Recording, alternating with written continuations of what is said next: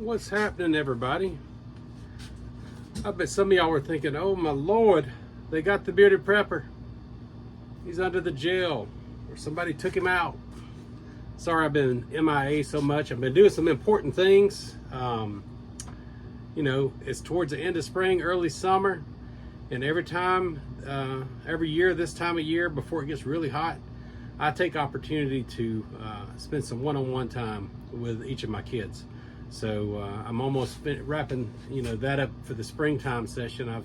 Me and my youngest daughter, we went, took a nice hike and had some good quality time together. My oldest son and I, we just got back from camping a couple of nights on back on the bay and the backwater, just kind of roughing it, getting away from the world, spending some time together, which is important. You got to relax some. I've been super busy in between, working and prepping and trying to get things ready. It's just a busy time of year. And, one of the reasons it's so busy is because, your produce is starting to come in, your chickens, they're giving you a basket full of eggs every day. Spring and summer is their heavy time, especially if you're not giving them artificial light in the wintertime to keep them laying, because chickens need about 12 hours of light a day minimum to be able to keep laying through the winter. And a lot of people don't do that. They let them follow their natural cycle. It lets the chickens last longer, because most people may not realize this, but chickens are born with a finite amount of eggs. When they're born, when they grow up, they have all the eggs inside of them they're ever going to have, just like humans do and everything else. Those eggs mature and they lay the eggs. And the quicker you get those eggs out of them, the shorter their lifespan is going to be, or their productive lifespan is going to be. But this time of year, you're getting a ton of eggs. I still have 3 of my kids at home, my wife and I. So there's 5 of us eating eggs. And you just can't keep up with it a lot of times. If you eat eggs, multiple times a day, the chickens are going to outpace you unless you're feeding a lot of people. So what do? I always say springtime's prepping time. You prep when you have access. So what I'm doing this year, something new to me, but old to the world.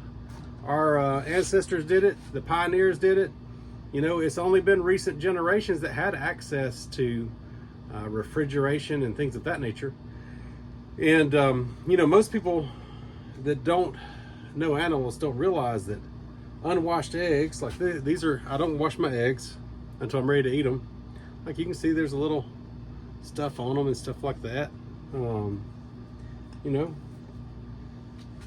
life's not always pretty. Your eggs won't come out crystal clear and white. I usually wash them before I cook them.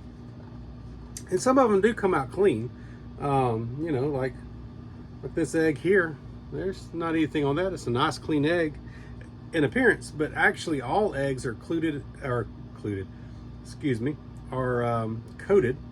in what's called the chicken's bloom. Or it's just, if you ever see a chicken lay an egg, it comes out wet. And that wet, slimy coating dries, quickly. It soaks right in the egg and it seals all those pores up, because eggshells are porous. And if that bloom didn't seal them up, then you couldn't leave the eggs out. They would go bad pretty quick. That's why if you wash eggs, you have to refrigerate them, because then those pores are opened up, the air can get in, the eggs go bad pretty quickly. You can't soak eggs in just plain water and let them sit, because they're porous and they will soak in the water, which will make them go bad quicker, even in the refrigerator. So if you wash them, you still have to dry them off before you store them in the refrigerator. Now I will say this, I remember in some of my schooling in science class, we've done experiments, and I've done it with the kids too, to show osmosis, because you can take a chicken egg and put it in vinegar, like white distilled vinegar. And that vinegar will react with the eggshell. It'll start soaking through the eggshell through the pores, because fluid of a heavier, denser concentration will naturally move through a porous material to the area of lesser concentration to equalize out through osmosis. It'll diffuse over that porous shell, and it'll get like you know, 3-4 times as big and be spongy like a little kid's toy or something. But then you can put that same spongy egg back in corn syrup and it'll shrink right back down to what it was before, because the corn syrup, you know, is a lot thicker, and it'll draw some of that liquid out to try and neutralize it back. So that's not what I came here to talk about. Back on target. So the eggs are sealed, you know, they last a while. That's great. Some people can get them to last for months if you keep them in a cool place, out of the sunlight and out of the heat. That's great. So you can, you know, preserve them for a little while, but they're eventually going to start going bad after, you know, a month or two.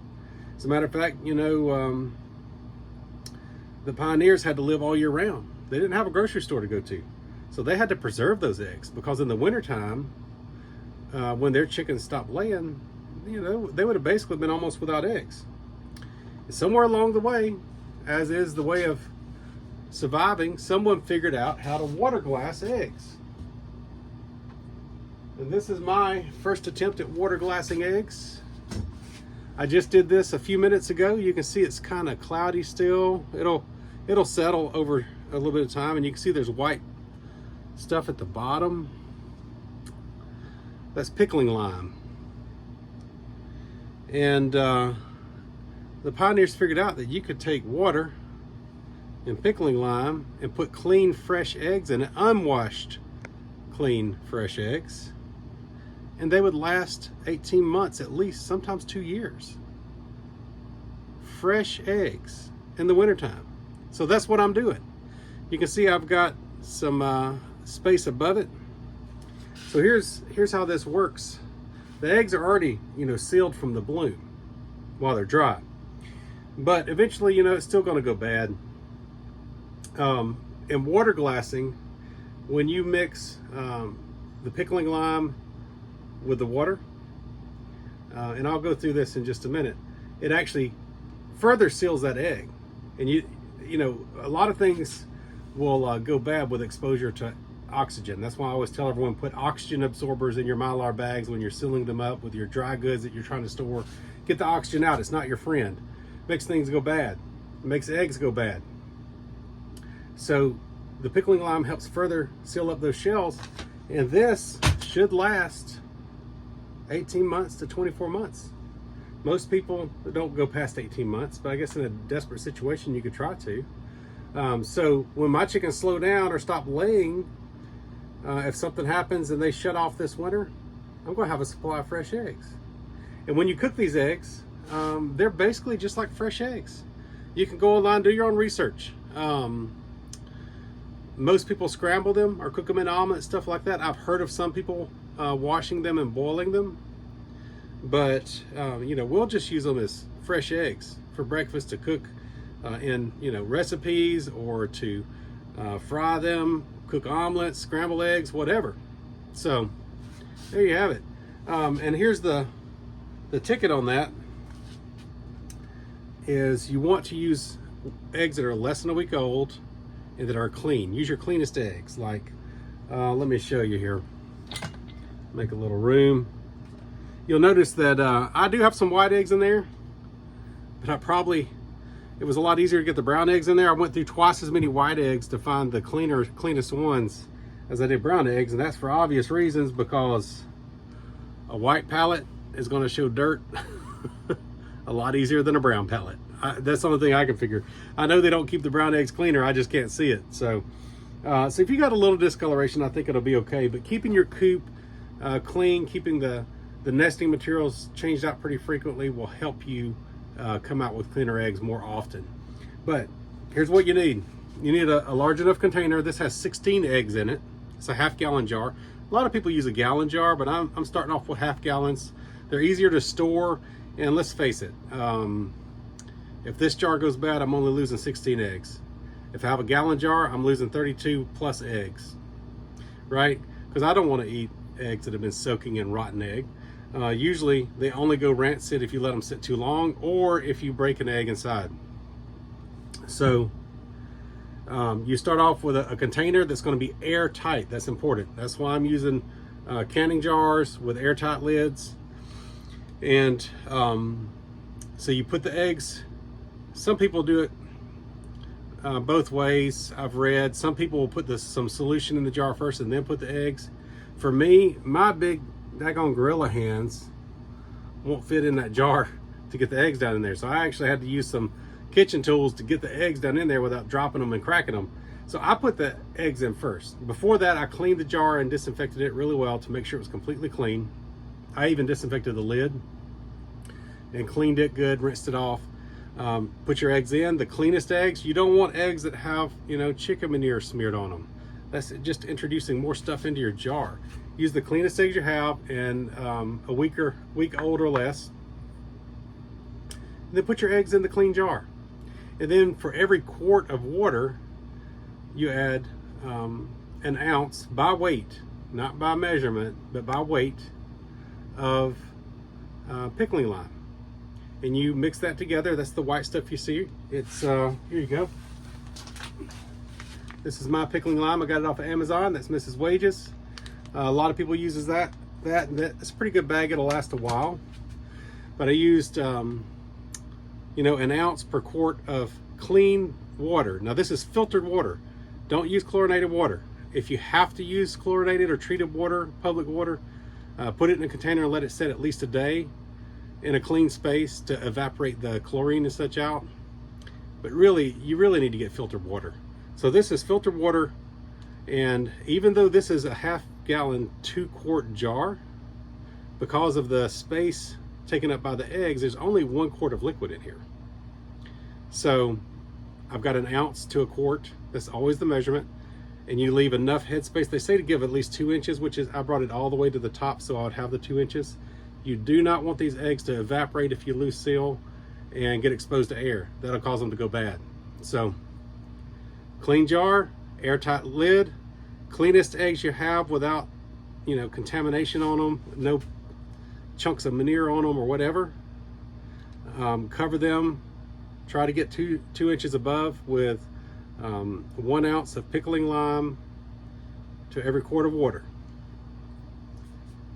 Seal it up airtight. It'll last 18 months. You'll have eggs.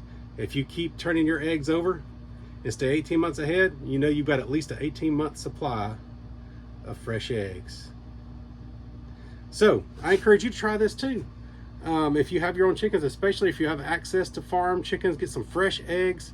Use the cleanest ones. Get a container. Even if you use a smaller container, it's the same ratio of lime to water. Clean jar, airtight seal, filtered water with an ounce of pickling lime to every quart of water that you use. And that's an ounce by weight to every quart of water. Be prepared. This is the time to practice your preps, especially with prices going up. You remember the egg shortage last year, right? If you've got 18 months worth of eggs stored up, you don't have to worry about shortages in the store, folks. So be prepared. As always, seek the wisdom of our Lord and Savior. Get out and get some relaxation this time of year too. When you can amongst your preps. God bless. I'm the Bearded Prepper, signing off.